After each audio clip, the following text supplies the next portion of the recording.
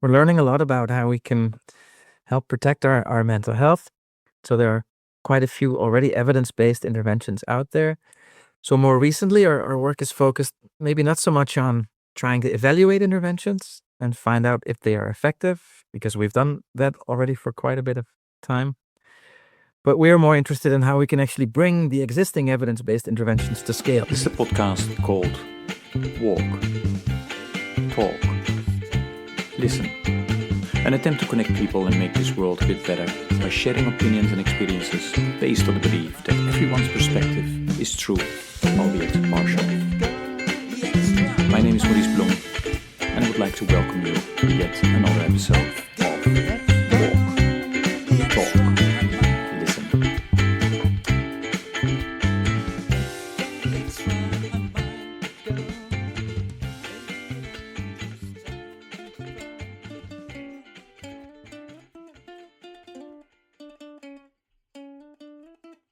Okay, good day, everybody. This is another episode of the podcast Walk, Talk, Listen. And as always, I'm delighted with today's guest who will introduce himself. Wietse, please go ahead. Hi, everyone. Thanks, Maurice, for inviting me. It's a real privilege to be on this podcast. My name is Wietse A.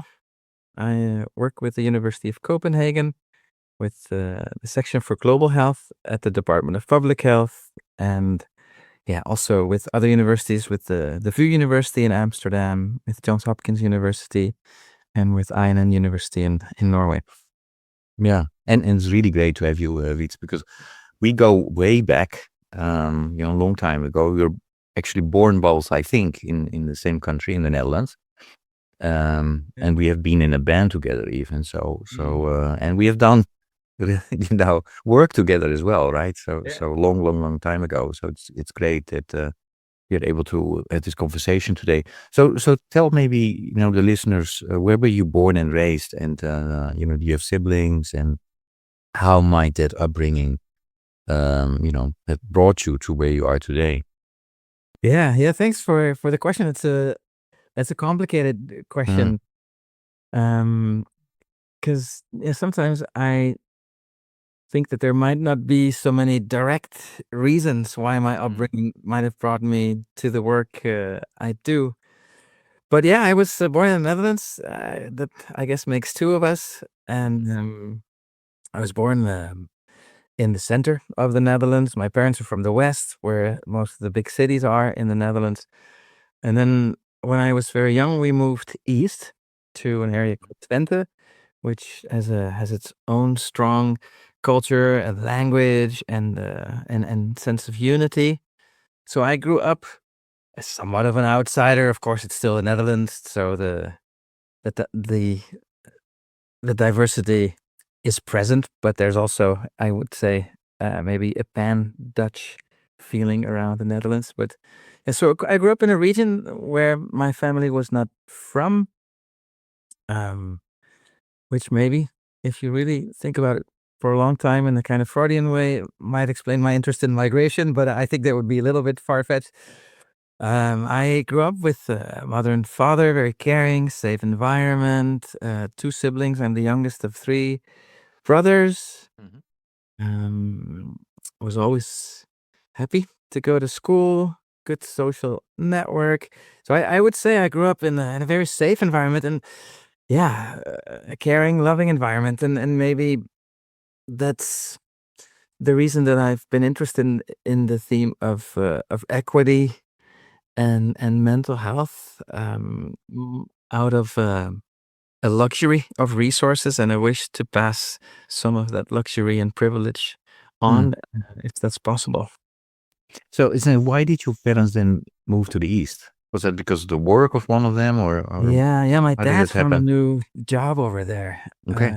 He had a job with a foundation for nearsighted and blind children, working in a school, and found another job in the east with a home for children with challenges. He's still alive, but he is not working anymore in that role. Mm. Yeah. You mentioned that you have siblings. Are they working in the same field? No, not at all. No, my oldest brother is a graphic designer by trade, but he's been working as a manager in companies, as art director, and in different roles. My middle brother is doing various kinds of different jobs.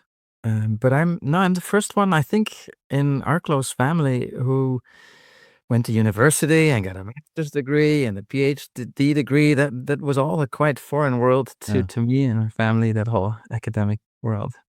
And was that something, during your upbringing, that you were already thinking about, or just, it slowly developed and because a friend maybe went to university? Or, why did you decide to study, for example? I think because that was in the line of expectation, right? In the Netherlands, secondary education after primary school is set up in such a way that if you go to what's called VWO, I don't even know if it's still called that. I've been out of the Netherlands since 2001, but I imagine it's still called the same thing. It's kind of that's the secondary education that prepares you for university. So that was more in the line of expectation. And yeah, I did have a period after the first year was finished. I started studying anthropology because that sounded exciting. I actually, this was the summer. I had to make a quick decision. We played in a band together, and I really love music. And then I was planning to go to the music conservatory, and I did entrance exams in a Yeah. couple of them, and nobody wanted me. So in the summer, I had to quickly figure out, okay, well, what then are you going to do? And I went to my father's office. He at that point was an advisor, a student advisor at a college, and his room was full of brochures of things to study. And I knew I shouldn't really look in the direction of the beta sciences, the hard, and natural sciences. I should probably look more in the social science corner.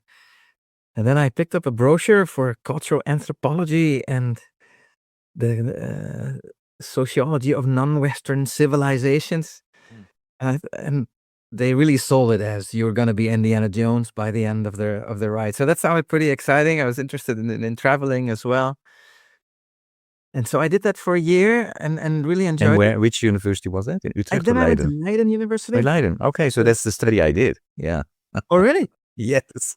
Oh, we missed each other. I also I think started by a that few because I years. wanted traveling, and it sounded exotic. Oh, really? Yeah. I didn't know that. But I finished it. And why did you go to Leiden?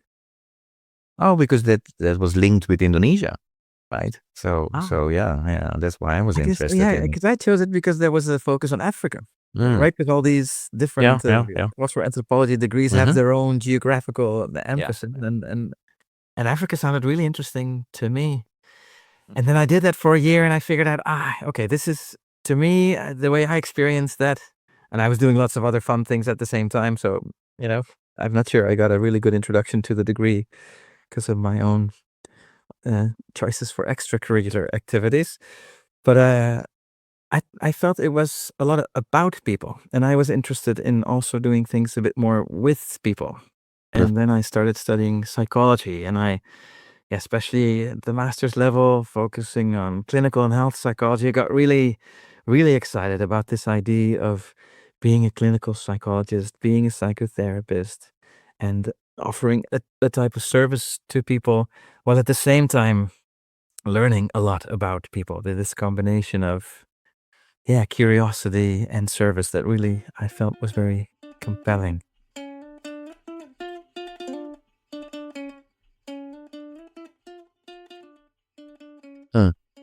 Okay. And then I went to Nepal, and then everything changed. I did an internship in Nepal, and I Which year was that? Second to third, or it was the fourth year of the master's fourth degree. year? So the Okay. last year, you had to go on an internship. Mhm. I think almost all psychologists that I was studying with, they went for a clinical internship because you needed a kind of diagnostic certificate that you could get if you were an intern in a Dutch healthcare organization.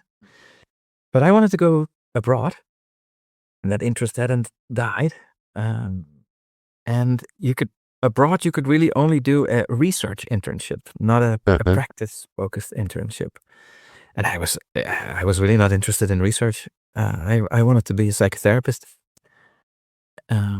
But I got hooked there on research. This was the first time that you could actually apply those nasty statistical skills from the SPSS seminars and workshops, and it grabbed me. The idea of being able to use information in a clinical setting to make decisions about what kind of course of therapy you could select, or what kind of skills a therapist may need, how you could arrange supervision. If that was my question at the time for my thesis, is post-traumatic stress disorder, is that a category that can travel across cultures? Does that look the same across cultures? Those questions really grabbed me at that point. And so how long were you in Nepal for? I was supposed to be there for 4 months, but then the armed conflict at the time in Nepal intensified, and I had to stay longer because the study I was assisting with couldn't be implemented as planned. And so I ended up staying, I think, for 7, 8 months. I really enjoyed it. Yeah. Okay. But I still went back to the Netherlands thinking I'm going to be a therapist, and I graduated and then started working in Dutch clinical healthcare. No, you did. Okay. Didn't know that.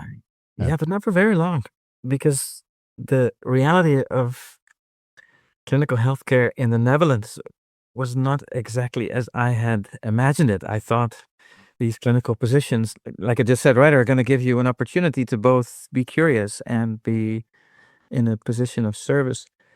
But I came at a time of heavy waiting lists and a lot of pressure on the system to churn out clients.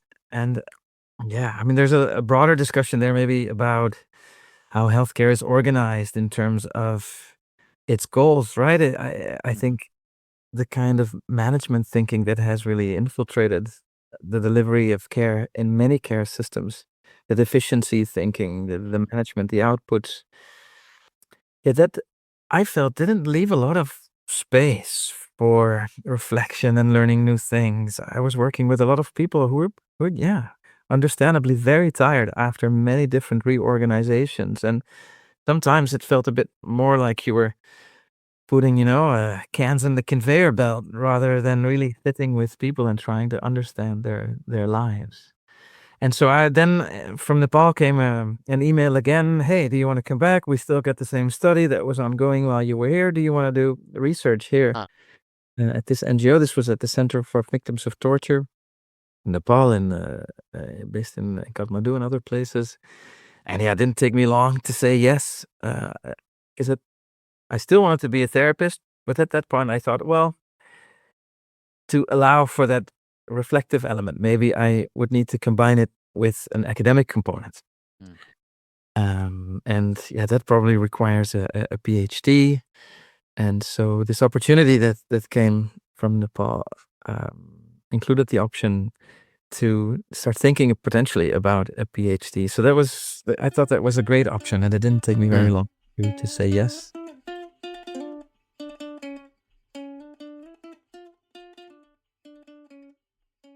Okay. And when you went back to Nepal, how long were you, then? How long was that for? Yeah, then I stayed throughout my 20s. So from 2001, that's the first time I went, and then I left in 2010. By then I had met my wife in Nepal. She's from Denmark. And there had been years in between where I worked in different places. At that time, we also worked together on a project in Indonesia, right? And so there were years in between where I did other things, but Nepal kind of always felt like a base. Okay. And you were still linked with the university in the Netherlands at that time, or? Yeah, because I was doing my PhD, and I was doing an external PhD, which you can still do in the Dutch academic system. So that means the funding for the PhD is external to the university. And so I spent 7 years or so doing a PhD that normally should last 4 years. But I really enjoyed it. I really enjoyed being able to combine the NGO work and the more practice-oriented work with the research that I was doing. Yeah. And were you still doing your were you still being a therapist as well, or was it really then full research? No, because these were all research jobs basically. Okay. Yeah. I did a few sessions here or there, but Mm-hmm. no, I was really focused on research, but also monitoring, evaluation, anything related to information gathering and data gathering. But after the PhD was finished, I went back to researching clinical training programs.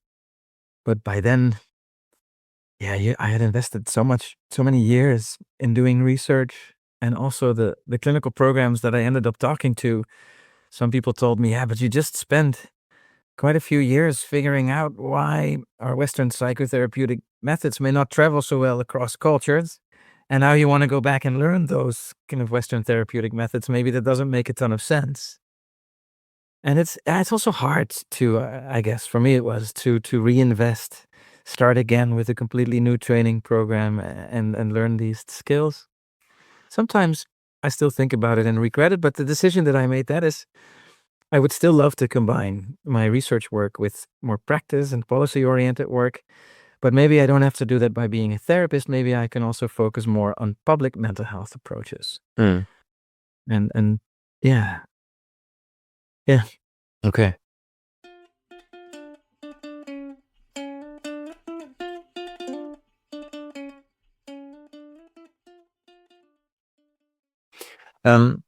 Wietse, tell us a bit about, there are a lot of people out there that might not be, they're listening to you in terms of, okay, research and mental health, what does that mean?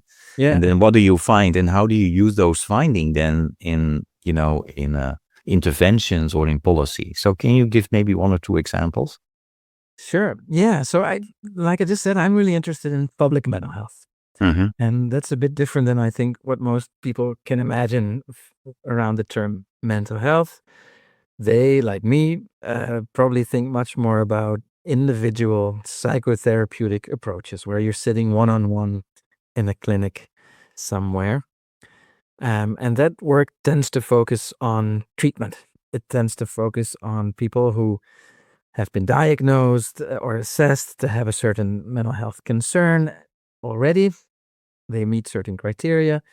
And then the focus is on getting rid of that or learn to live with some of that. And that's a treatment model. I'm much more interested in prevention. Now, of course, the treatment is really important, but I'm more interested in what we can do to prevent mental health concerns from arising in the first place.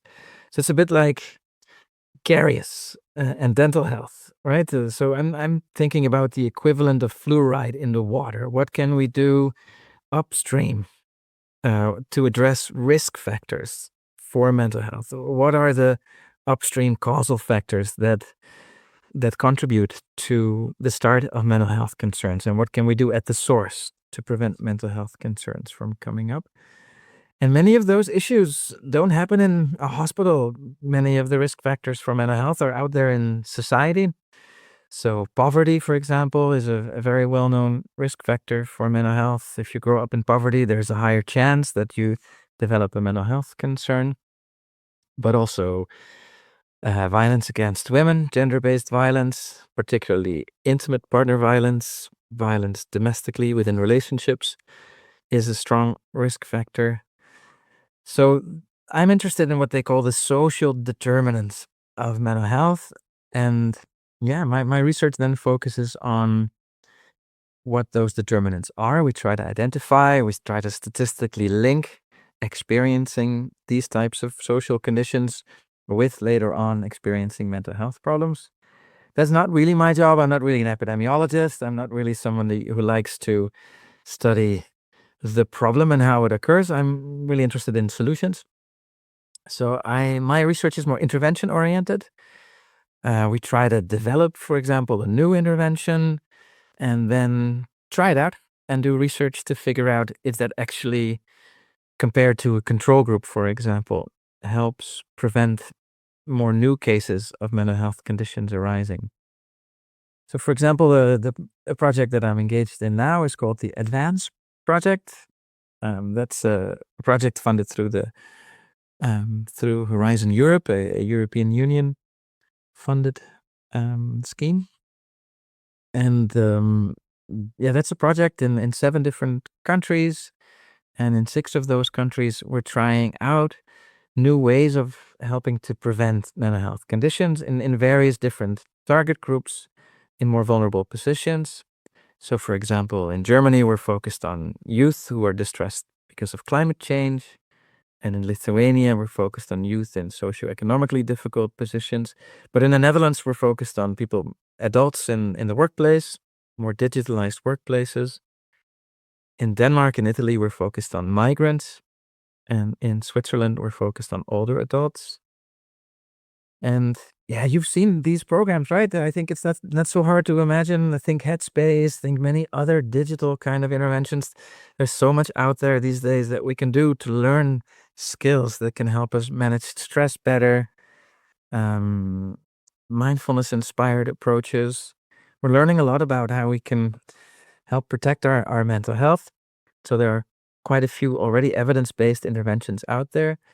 So more recently, our work is focused maybe not so much on trying to evaluate interventions and find out if they are effective, because we've done that already for quite a bit of time. But we're more interested in how we can actually bring the existing evidence-based interventions to scale. How can we bring these solutions from a research context into the real world? Because things tend to be, surprise, surprise, quite different in the real world than in controlled lab-like settings.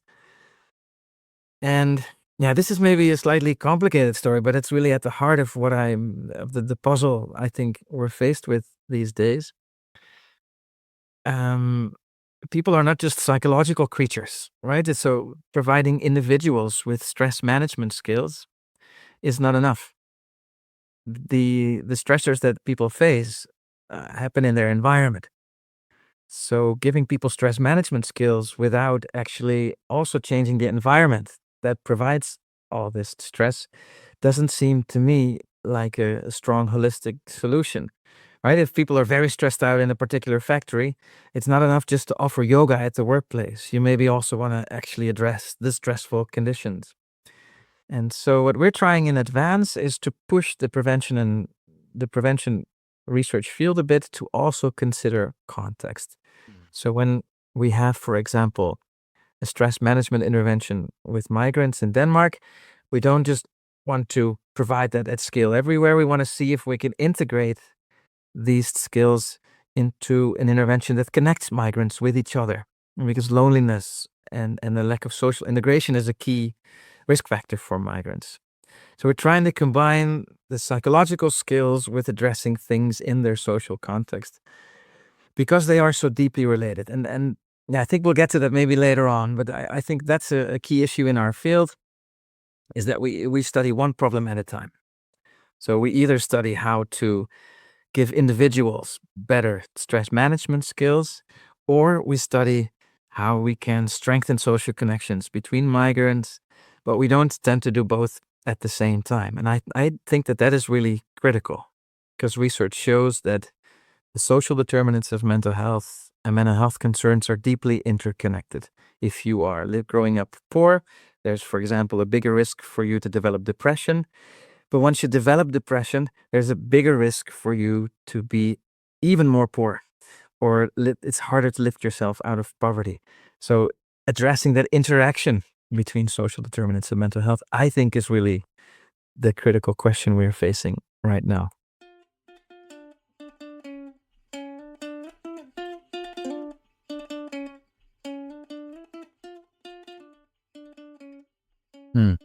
And you were alluding and mentioning that, a lot of those issues are interconnected, but then you were picking one issue, and so, but you need to address, it's clearly not one cause, right? Yeah. Multi-cause. Yeah. So how do you make those decisions about what to emphasize? Because when I was listening, when you were explaining about the different countries, you were emphasizing different issues, different types of people as well. Is that a result of, okay, you looked at, okay, many different things are happening, but maybe the most urgent population or issue is this, and that's why you focus? Or is it just driven by, we happen to have some more funding available to do this particular research? How does that go? Well, a bit of both, I would say, right? There are substantive reasons to pick a certain target population.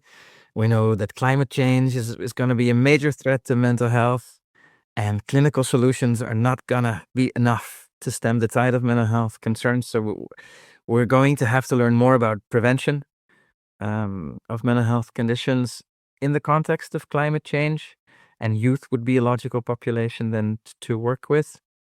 But that you do that in Germany versus in Poland or in Switzerland, that's also because of the networks that exist between researchers and the kind of work that is already going on. I was in touch with a really strong research team through another project proposal, and they had done already a lot of work on a really exciting compassion-based intervention that was implemented in a hybrid way, so both digitally and in person. And it seemed to make sense to extend that work into youth affected by climate change. So I think it's a bit of both. We did literature reviews in all of the countries to identify what the key threats to mental health are. But yeah, there's always a bit of tension, right? When you write a project proposal, you write in usually a co-creation piece, right? There's an open-ended element to your project where you want to decide on the details of a project with the population whom it concerns. You want to do that together, but you also have to deliver. You have to submit a plan to your donor about what you're going to do. So yeah, I think quite a few different factors come into play. And these are researched studies, right? Where you also have to be able to answer a research question, you have to isolate some elements of the problem. So even though in the German study, for example, we focus on climate change, many of those youth will also face other kinds of issues that are threatening mental health in our times. But that's not the key thing that we're focused on, right? So it gets a bit messy and everything tends to be interconnected. So that's usually not so easy to make decisions on what Okay. to. I would like to continue talking a little bit about the youth, the younger generation. Well, you know that this particular podcast is a spin-off of a 100-mile walk that I started to do since 2012 or so. Yeah.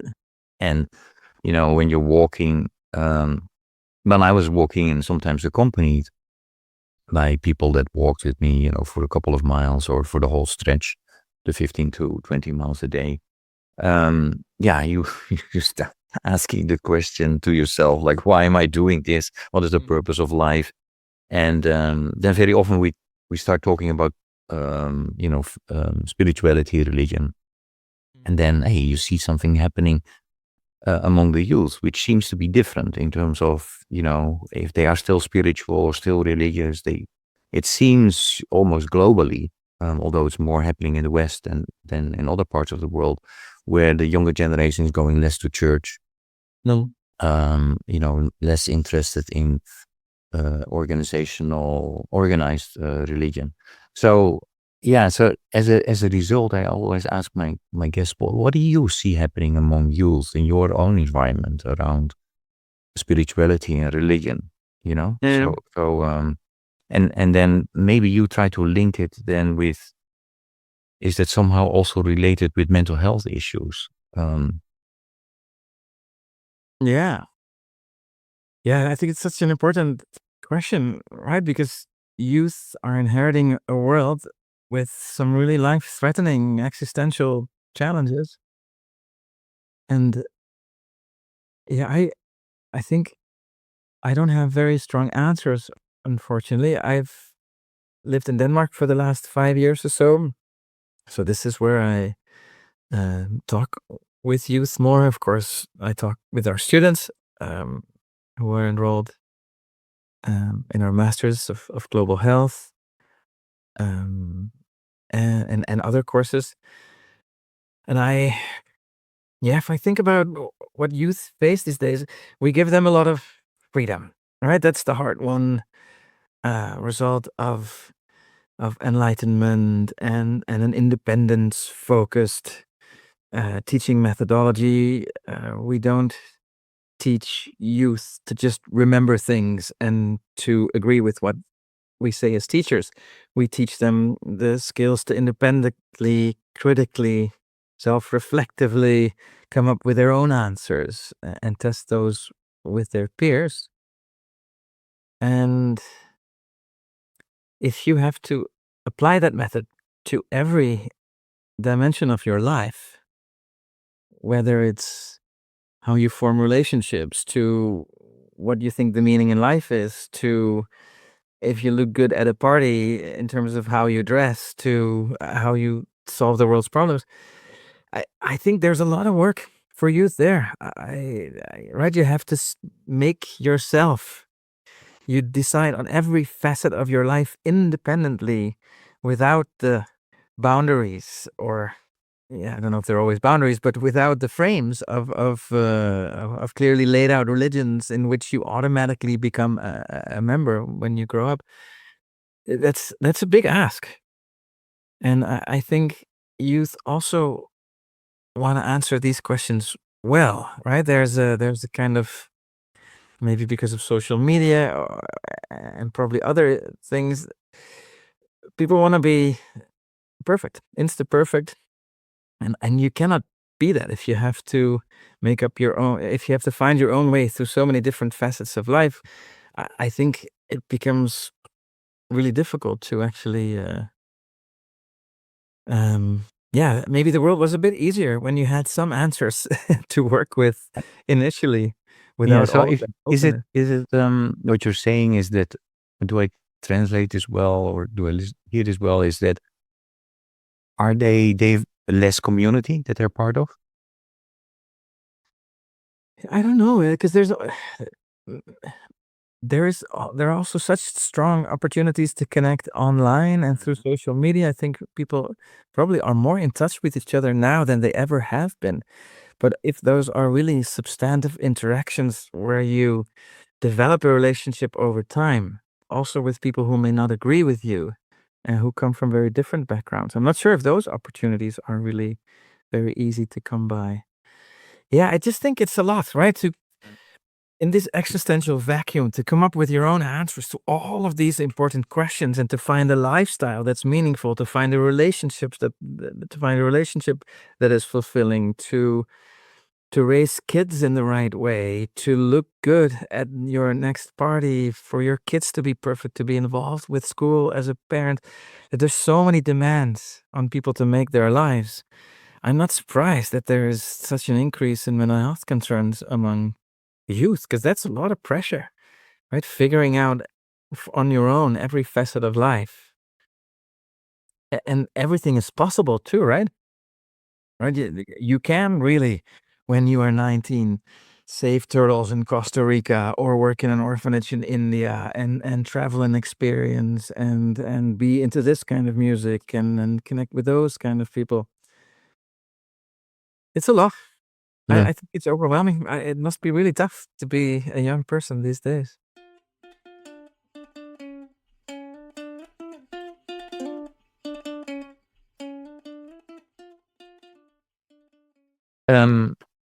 Let us continue talking about connection, and what I actually hope that will happen, or is happening with this podcast, is that I'm connecting people. We are connected. I'm connecting you with the listeners. I'm also going to connect you with the previous guest, and the previous guest has a question for you. Well, I think that is associated to what I just mentioned. How to break down political polarization and bring people to the middle stage, or the middle range, in order to avoid hatred or erosion of values such as inclusion, respect, solidarity, and justice. How the next person can provide some indications how to bring people to the middle range to avoid this polarization, because today There are groups that are completely speaking and they are not changing positions, but there is a big number of people that are in between these groups, and they tend to go to one of the polars. So that's the as a strategy how to break down this political polarization. Yeah, and it's fantastic question, and I think about it quite a bit. There's an assumption within the question that we need to all come to the middle range. I'm not sure if that is a correct assumption. I think it would be fine if we don't all agree in the end, if we don't all subsume ourselves under a larger framework, but that we can respectfully disagree. Yeah, through my research, I've become very interested in mindfulness-based approaches, because they are often able to target not just one particular mental health concerns, but they give you skills across a whole range of mental health concerns, which from a scalability and affordability and from a public mental health point of view is very, very helpful. But I think we've approached mindfulness interventions in the West mainly from an individual treatment point of view. So we're thinking about them as helpful tools to protect or improve our mental health. And I've become more interested in how mindfulness approaches could actually be applied for their social benefits. And I actually recently saw a study by someone called Femke Bakker in the Netherlands. She was funded by the Mind and Life Institute.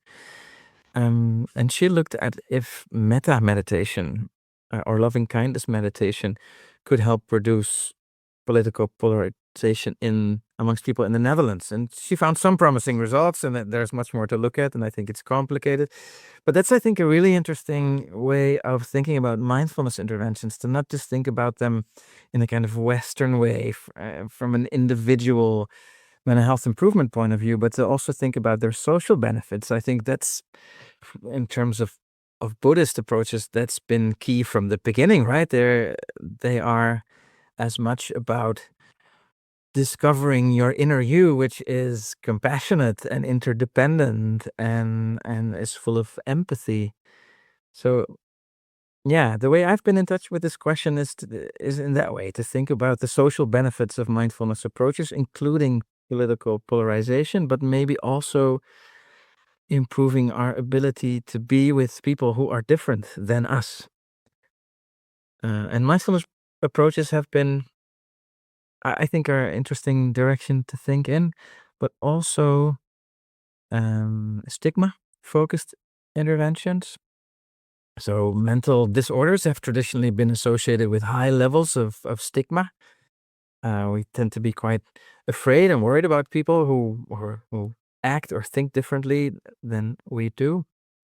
And stigma research has shown that the most effective interventions are those where there's contact between somebody with a diagnosis and somebody who may not have a diagnosis, because they help dispel those myths that you may have about somebody who acts or thinks differently. And I wonder if we could also bring those contact-based interventions to efforts to reduce political polarization.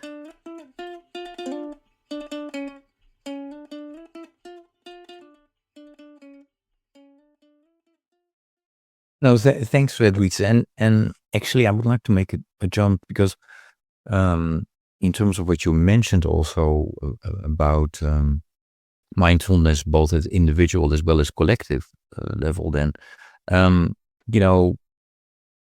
the increased polarization has also an effect on, the sustainable development, I think. And we, as a world, we developed these 17 sustainable development goals. The framework might not be perfect, but I still think it's what we have. It's just kind of we had a consensus somehow that we should work on these 17 goals to make our world more sustainable, to increase our well-being, etc. We are not going to reach those goals that we set for 2030. On average, we are at 15 to 20%. And now this growing group of people said, one of the reasons that we are not reaching those goals is that we did not pay proper attention to the abilities, skills, and knowledge that you need as an individual as well as a community. Mm-hmm. And so, I was reminded by listening to you just now, because this group did research and came up with 5 inner development goals: being, thinking, relating, collaborating, and acting. And then they identified 23 skills like empathy, and critical thinking, etc. Interestingly, forgiveness is not there, so that's a big discussion group I know within that group. But yeah, what is your reaction in terms of these inner development goals? I just came across it because you sent a link in preparation for this podcast. I had not seen the inner development goals. I love the language. I'm really drawn to the idea behind it. And for me, it makes a lot of intuitive sense coming from the work that I do. Right, I told you about the social determinants of mental health, and now we need to develop and evaluate interventions that can both address individual psychological skills as well as things that are risks in people's social lives. And that means that we cannot just work in our single disciplines and not in our academic disciplines, right, where it's really difficult to even have a sensible conversation with my colleague next door, even though they work in the same section and are generally working in the same field as I am. The amount of jargon, the amount of mandate, the amount of language that you learn just specific to your discipline, and the amount of specialization that you're asked to engage in is really quite intense. But in my mind, if we really want to solve this critical question of how can we integrate different components together in more sensible, more holistic, integrated interventions, then it's not enough. Then the way that we currently do academics is an obstacle. And it's not just academics. I think the same happens between departments in an NGO, right? For the protection people to talk to the health people, it takes quite a bit of effort. They're really trained in their own ways, and it's often a zero-sum game where either you get the program or I get the program, and this is my timeline versus your timeline. And I think it's the same in policy settings, ministry departments or different ministries that don't really communicate enough to provide sensible solutions given what we know about how interconnected these issues are. And if you look at the Sustainable Development Goals, that risk is there too, right? Because, there's these 17 goals, but if everybody's just focused on their own goals with their own skills and their own disciplines, then what's underneath and what's driving inequity across a whole range of goals is not addressed.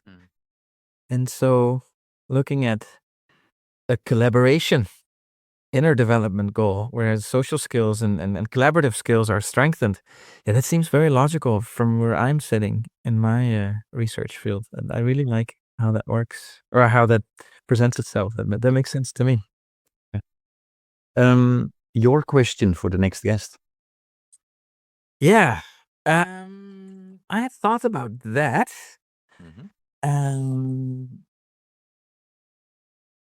And I'm glad it's actually quite connected to the previous question. Okay. So interdisciplinarity and working across different sectors is really something that is very critical in my work. I would love, and I work in a research institute where that's even a research subject, right? We do research on how to do better research. It's a bit ironic maybe in one way, but yeah, if we're going to solve these really complex problems related to sustainability and climate change and mental health, we're going to have to know how to work better across sectors and academic disciplines. So my question to the next guest would be, what do you think are good ways through which we can bridge our work across sectors and disciplines.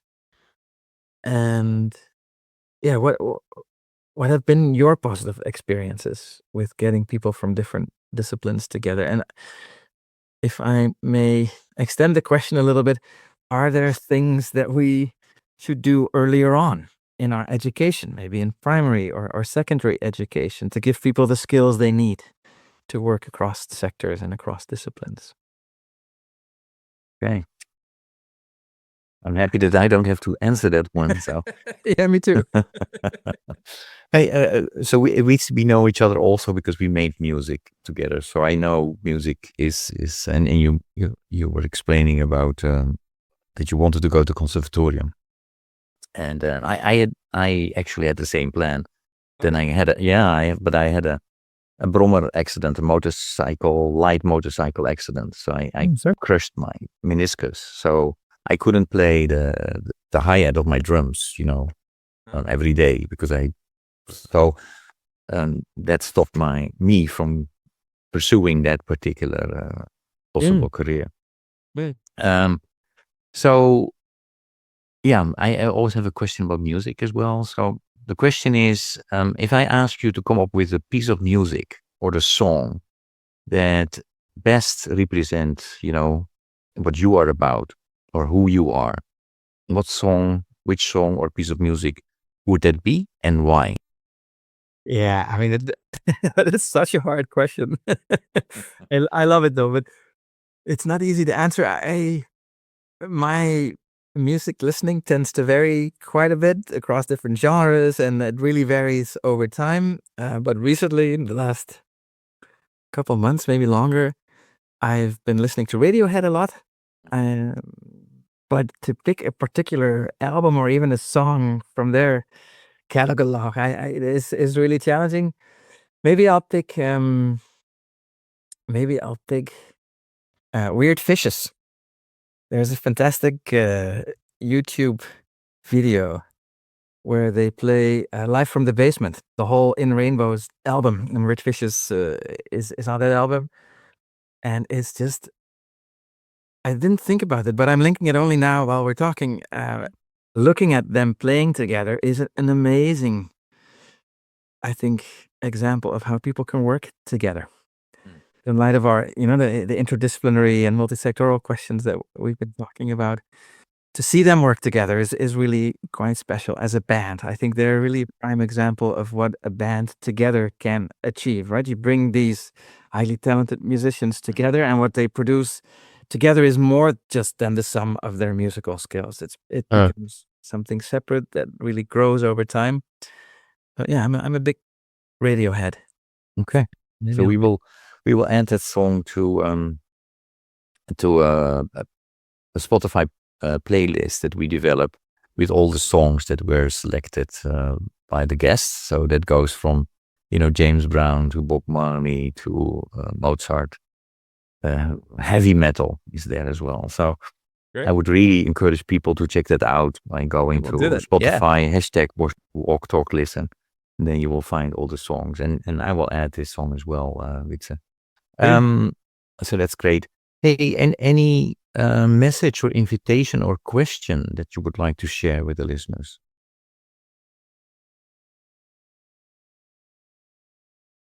Yeah, maybe just an invitation.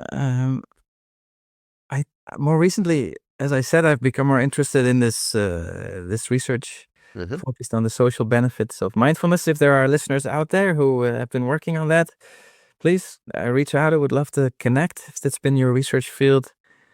And I'm sure that's not just a question that's been asked within mindfulness approaches, but in all range of faiths. So from other faith traditions, if these are questions that you've pondered and you've found good solutions, I would love to hear from you.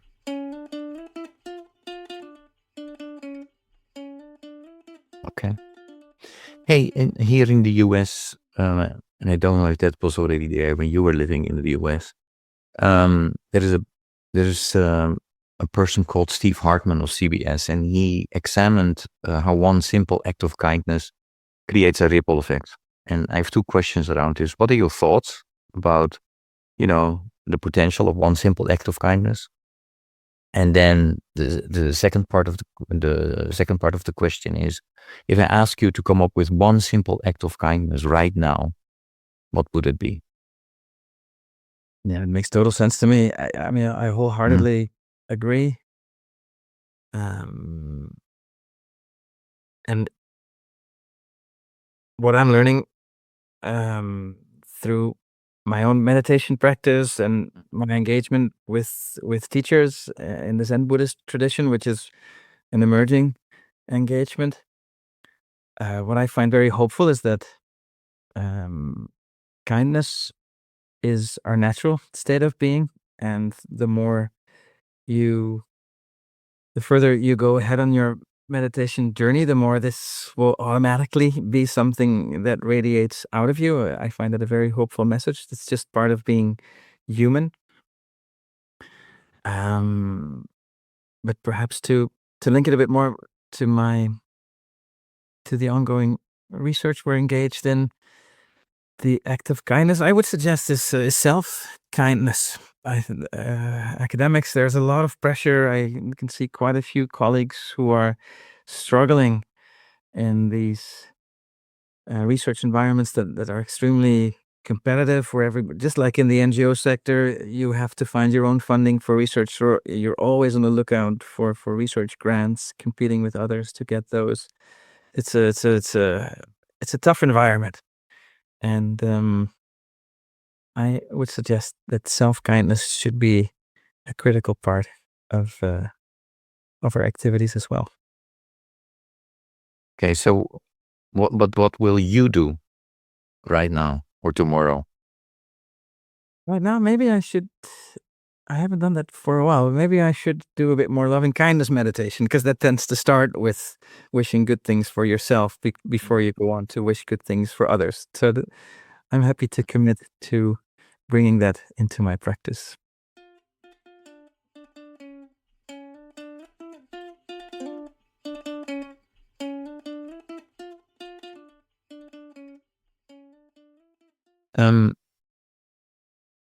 You know, and these conversations always go fast. I still would like to ask you though, while listening to you, I kind of realize we live in this world where mental health does seem to be a big issue, and also maybe the reason. It's both the reason why we have a lot of problems, but also because there are a lot of problems emerging.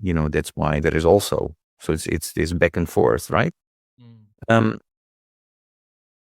So is there any hope? Because the whole world is going through it. Yeah, we certainly have challenges. Yeah. Well, yes.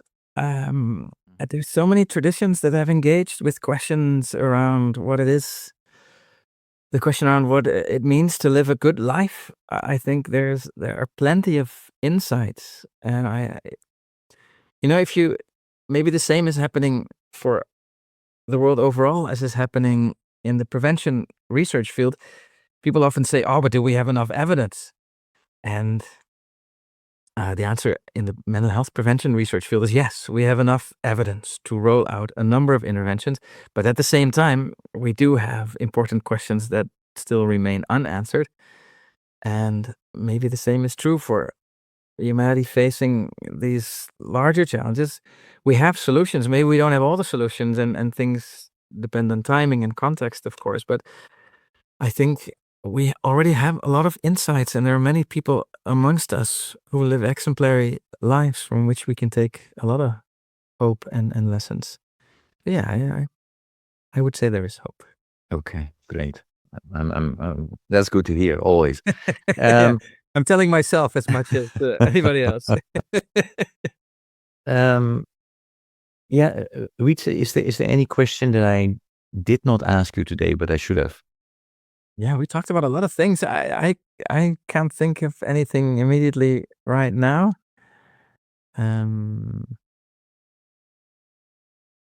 No, it would just be fantastic to continue this conversation. It's really nice to get in touch after a while and through this conversation.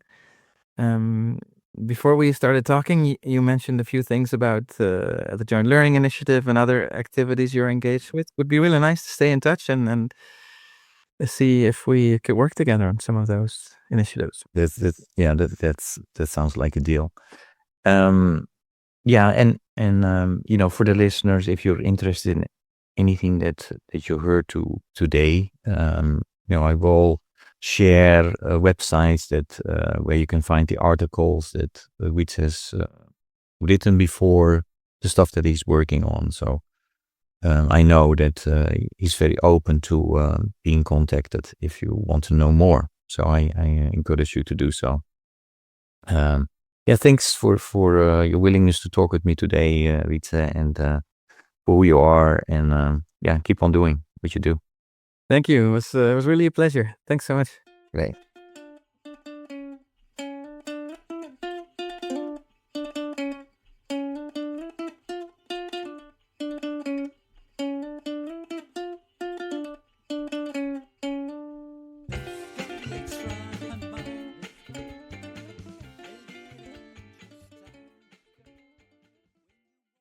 Thank you for listening to Walk, Talk, Listen.